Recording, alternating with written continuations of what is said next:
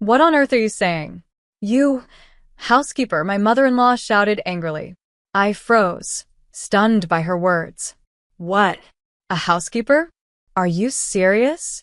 I asked, my voice shaking with disbelief. Yes, that's exactly what you are in this house, she continued coldly. You don't earn much money, so the least you can do is take care of the household chores like a proper housekeeper. Before I could respond, my father-in-law chimed in. We wouldn't have any problems even if you weren't here. You're not that important. My mother-in-law smirked and added, we'd manage just fine without you. I clenched my fists, trying to stay calm despite the sting of their words. Taking a deep breath, I replied firmly, fine. If that's how you feel, I'll leave without a second thought. Let me introduce myself. My name is Janice. I'm a 33-year-old housewife, married to my husband, Austin, for the past 3 years. We have a beautiful 3-year-old daughter together. Ours was what people call a shotgun marriage. Austin and I were high school classmates, but we hadn't kept in touch after graduation. A few years ago, we met again at a class reunion, and sparks flew. 3 years into dating, I discovered I was pregnant, and we decided to get married. At the time, we were both in our late 30s. It was a perfectly normal age to start a family, so there wasn't much judgment about our decision. Having our daughter felt like a blessing, and in many ways, her birth made my transition to motherhood smoother. Austin and I were happy together. I took a full maternity leave so I could focus entirely on raising her and being present for all her milestones. Austin was equally doting. Every evening after work, he would come home excited to spend time with her. Our home was filled with love and warmth. But this peaceful life didn't last long. Things began to change when Austin brought up the idea of moving in with his parents. One evening, as we sat down after dinner, he casually said, Sky, my parents have been asking me for a while to move in with them. I was taken aback. Why? They're not that old. They seem perfectly capable of living on their own, I replied. It's not about their age, Austin explained. I'm the eldest son, and traditionally, I'm supposed to live with them and take care of them. When we got married, I said no because I wanted to live with just you and our daughter, but now it feels like the right time.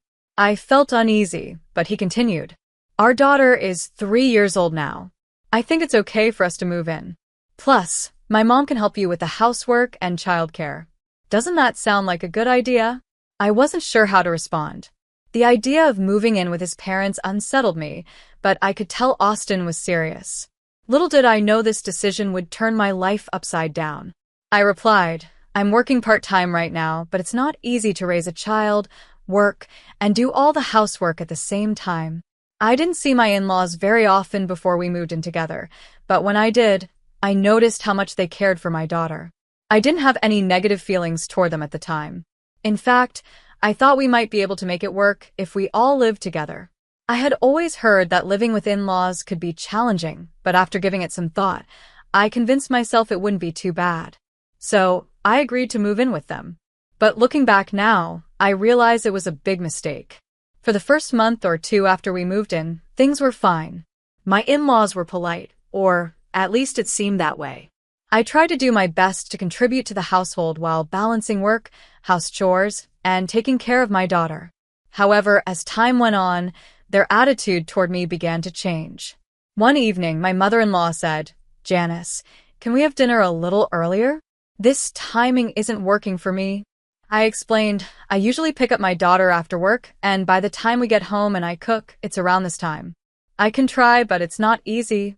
If you're only working part-time, you should come home earlier and make dinner on time, she replied bluntly. Well, it's my job, so I can't just leave whenever I want. I started to explain, but she interrupted me. It's so half-hearted. Honestly, it's annoying, she said with a tone of irritation. I couldn't believe how much they were starting to criticize me. My job finishes around 3 p.m., and after that, I pick up my daughter from daycare, stop by the supermarket to buy groceries, and come home to cook dinner. Dinner is usually ready by 5 p.m., which doesn't seem late to me. Besides, my daughter isn't even home until then. My mother-in-law, who doesn't do any housework herself and spends most of her day lounging around, was suddenly complaining about dinner timing. It felt unfair and unnecessary. It didn't stop there. My father-in-law also started criticizing me more and more. "You haven't cleaned the bathroom yet," he said sharply one evening. "I'm sorry, I was going to finish preparing dinner first," I replied, trying to stay calm. "You're so slow. Can't you do your chores faster?" he snapped. Frustrated, I couldn't help but respond, "Why are you being so harsh?" "Because you're useless," he shouted angrily. Day by day, their words grew colder and their tone harsher. My in-laws, who once seemed kind and supportive, now treated me like I wasn't part of the family at all. It was as if nothing I did was good enough for them. Slowly, the weight of their constant criticism began to wear me down. I couldn't hide how confused I was. My in-laws' behavior had become colder and harsher, and I didn't understand why. I knew I couldn't ignore the problem, so I decided to talk to my husband about it. "Why are parents being so cold to me lately?" asked Austin one evening, hoping for some support. "What? That's just your imagination," he replied casually, brushing off my concerns. "It's not my imagination," I insisted. "They get angry at me over the smallest things. It's like I can't do anything right in their eyes." Austin sighed and said, "Maybe they just want you to be a better wife. There's nothing wrong with that, right?" He even gave me a little smile as if this was no big deal. I stared at him, shocked. I couldn't believe how dismissive he was. At that moment, I realized I'd been wrong to ask him for help, and worse, I started to feel like I'd made a mistake marrying him. Slowly, my feelings for Austin began to fade. Things only got worse after that. My in-laws became even more demanding with each passing day. One evening, as I was washing dishes, my mother-in-law called out to me, "Janice, come over here and give me a massage." "I haven't finished the dishes yet," I explained politely, thinking she'd understand. "Don't talk back to me." "Come here right now," she snapped. Reluctantly, I went to give her the massage, knowing she wouldn't let it go. But as soon as I finished and went back to the kitchen, my father-in-law started yelling. "Hey! My favorite cup isn't clean yet. Why are you so slow?" he barked. I clenched my fists in frustration. Can't he wash his own cup? I thought. It felt so unfair. Why were they treating me like this? Feeling overwhelmed, I decided to ask Austin to talk to his parents. Maybe if he explained things, they'd ease up a little. But when I brought it up, Austin frowned and said, "It's too much trouble to deal with them." "Please, Austin," I begged. "I really need you to talk to them. I can't keep doing this." Finally, after a lot of pleading, he agreed. 10 days later, I asked him how the conversation went. "So, what did they say? Did they explain why they're acting like this?" I asked, feeling a glimmer of hope. Austin shrugged and said, "They just said part-time workers don't deserve human rights." "What?" I gasped. "How can they even say that? That's ridiculous." "Well," Austin continued nonchalantly, "they don't like that you work part-time instead of full-time. But you're the one who asked me to work part-time." I snapped. "You told me to so I could handle raising our child and doing housework. Didn't you tell your parents that?" Austin looked away and said, "I didn't think that's why they were upset." I couldn't believe it. How could he be so careless and unconcerned about the way his parents were treating me? My heart sank, and I felt more alone than ever. I was shocked and didn't know what to say. My husband just looked away and muttered, "I didn't have time to tell them that." I stared at him in disbelief. How could he say that? I started questioning everything. Why I married him, why I stayed with him, and whether he even cared about me anymore. It felt like he had already abandoned me emotionally. For a brief moment, I even thought about divorce. But then I looked at my daughter. She deserved a family, and I wanted her to have a father in her life. So, for her sake, I decided to keep going no matter how hard things got. Then one day, something happened that changed everything. It was a weekend and I had gone grocery shopping. When I came back home, I found my mother-in-law sitting in the living room with my daughter. I was putting the bags away in the kitchen when I overheard her say something that made my blood run cold. "Oh, if only you were a boy. I would have been so much happier," she said to my daughter. "Why did it have to be a girl? What a shame." I froze, unable to believe what I was hearing. She was saying this to my 4-year-old child. I walked into the living room, trying to stay calm, and said firmly, "Mother, please don't talk to my daughter like that." My mother-in-law looked startled and quickly said, "Oh, I didn't know you were home. Take back what you just said," I demanded. "Take it back? Why should I?" "I meant it," she replied, her voice sharp. I took a deep breath, trying to keep my anger in check. What if she remembers what you said? What if it affects her?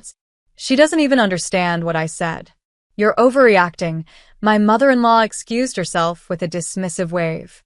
But I had already lost my patience. "It's not about whether she understands right now. It's about what you're teaching her. I won't let you talk to her like that again. You won't harass my daughter," I said angrily. "Harass," she shouted back. "When have I ever harassed anyone? You're being ridiculous." I couldn't believe her denial. "Are you pretending not to know? If you're truly unaware, then you have a very twisted way of thinking," I snapped. You think I'm twisted?" she stammered, her voice rising with anger. "What are you even saying, housekeeper?" "Housekeeper," I repeated, completely confused. "That's right. You're just a housekeeper in this house," she spat. As we argued, my father-in-law walked into the room, holding his newspaper. "What's all this noise? I can't even read in peace," he grumbled. "She's trying to start a fight with me," my mother-in-law said, pointing at me. He glanced at me briefly and muttered, "She's got a lot of nerve for a housekeeper," before walking off, clearly uninterested. I stood there, stunned. I couldn't believe this was my life. I couldn't believe what I was hearing. "So, you've been calling me a housekeeper behind my back? You really think so little of me, don't you?" I said, my voice shaking with anger. "Screw you," my father-in-law snapped. "You don't deserve any respect. You barely work part-time and don't bring in much money. That's why you're just a housekeeper here. You're lucky we even let you stay. And how dare you challenge your mother-in-law?" he added. "You're worse than a housekeeper. You should leave already." Then my mother-in-law jumped in. "You probably got pregnant just to trap our son and take his money. That's the kind of woman you are. But honestly, we'd be perfectly fine without you here." I stood my ground despite their cruel words. "Say whatever you want.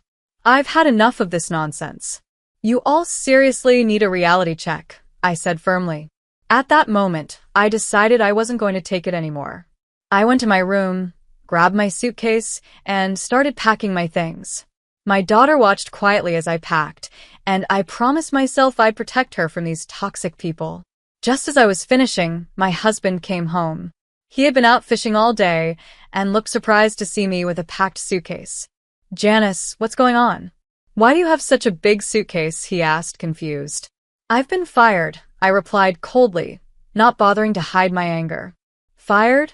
What are you talking about?" he asked, his face turning pale. "I've been told I'm just a housekeeper here and that I'm not wanted. So, I'm leaving and I'm not coming back," I said, pushing past him with my suitcase in one hand and my daughter's hand in the other. My mother-in-law stood by, sneering. "Well, at least now my son's money won't be wasted on someone like you," she said with a smirk. I didn't even bother responding. I looked at my husband one last time, hoping he'd say something, anything, to stop me. But he just stood there silently, his face pale and expressionless. That was the moment I knew I was truly done. I left with my daughter and went straight to my parents' house. They welcomed me with open arms, giving me the love and support I so desperately needed. The next day, my phone rang.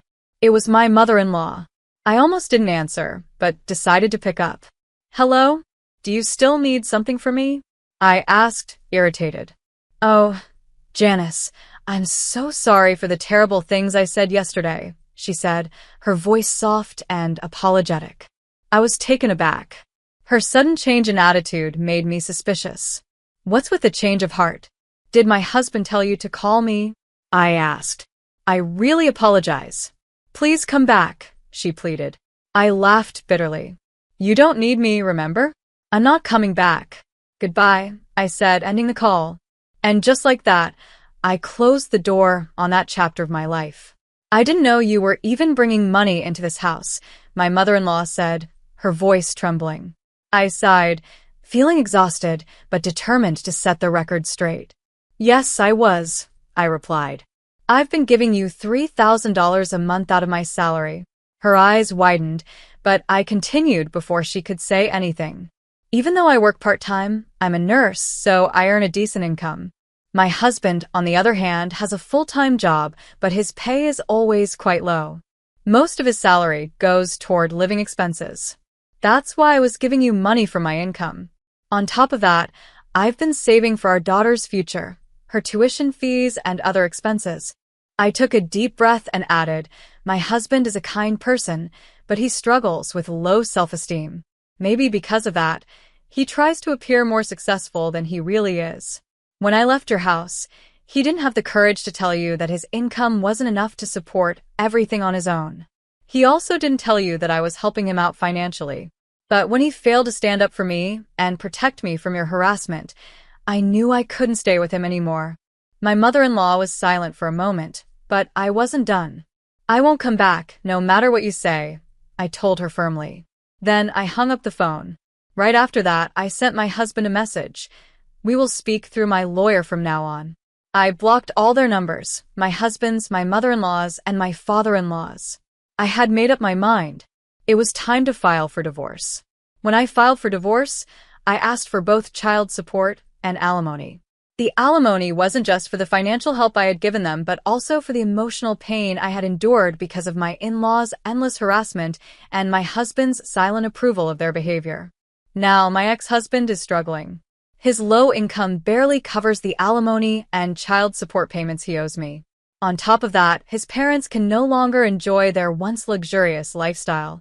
They've burned through their savings so quickly that they're now depending on my father-in-law's retirement fund to get by. At this rate, it looks like they'll have a hard time managing for the rest of their lives. Honestly, it's not my concern anymore. I've moved on, and they're facing the consequences of their actions. I think they deserve it. Every time my ex-husband sees our daughter, he tries to ask me for help, saying he's in financial trouble. One day, when he brought it up again, I looked at him and said, if you keep asking me for help, I'm not going to let you see her anymore, I told him firmly. After that, my ex-husband stopped asking me for help. He knew I was serious and that there was no point in trying to guilt me into anything. With that chapter of my life closed, I returned to my parents' home, where I could finally start fresh. Being back with my parents was a blessing. They welcomed me with open arms and gave me the support I needed to move forward. My mother, in particular, has been a huge help by taking care of my daughter while I work. Now, as a single mother, I'm working harder than ever to provide for my daughter and build a stable future for us. Since my mother is there to look after her, I've been able to pick up night shifts again, which has increased my income significantly. Working nights can be tiring, but knowing I'm doing this for my daughter gives me all the strength I need. Every day, I feel grateful for my parents' love and support, which allows me to focus on my job and my daughter. My little girl is my biggest motivation. Watching her grow up happy and healthy makes every challenge I face worthwhile. Her smile reminds me why I work so hard. It's all for her future. As I move forward, I'm determined to create a good life for us. I've set goals for myself, not just financially but emotionally as well. I want my daughter to grow up feeling secure, loved, and proud of her mother. I want to show her that even when life gets tough, you can overcome anything with hard work and determination. Life as a single mother isn't always easy, but it's also incredibly rewarding. I'm learning to balance work, parenting, and my own personal growth. Every step I take is one step closer to the life I want for us, a life filled with love, stability, and opportunity. Thank you for taking the time to read my story. If you've enjoyed it, please consider supporting by subscribing to the channel. Your support means so much to me as I continue to share my journey. Take care, and I hope to see you in the next video.